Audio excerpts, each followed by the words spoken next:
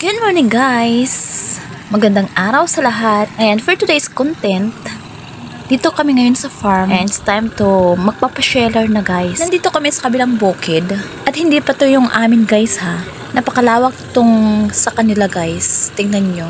Napakadaming pinasheller. Kaya sure na sure yung bentahan. Mas mahal kasi ang bentahan nito guys. At talaga namang mas mabigat ang timbangan. Dahil sobra siyang nabilad sa araw. Kesa yung buo na ibebenta mo guys. Mas mura kasi yun. Ayan po kanyang itsura guys. Ayan. Yung mais nila dyan, may halong orange guys. Ganyan yung dati naming tanim. Pero mas tinira namin po yung kulay white dahil yun po yung mas gusto daw nilang bilhin.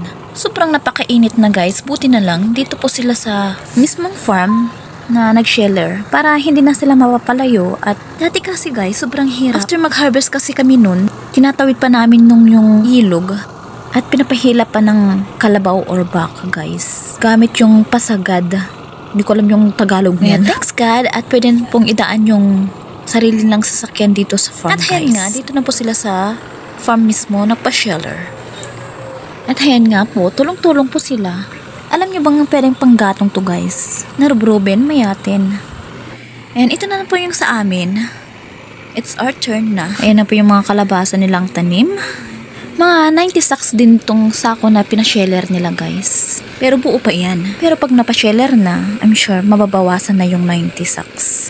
Baka 60 plus sacks na lang. Pero not bad na din.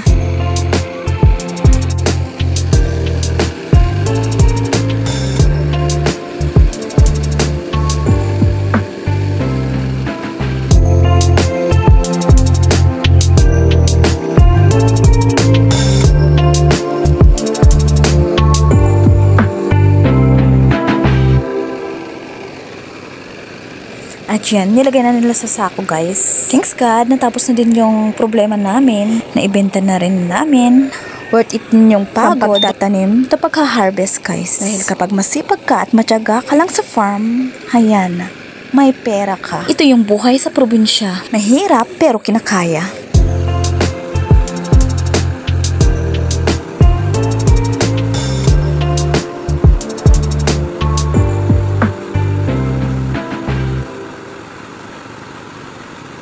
Hanggang dito na lang ulit guys. Thanks for watching. Bye!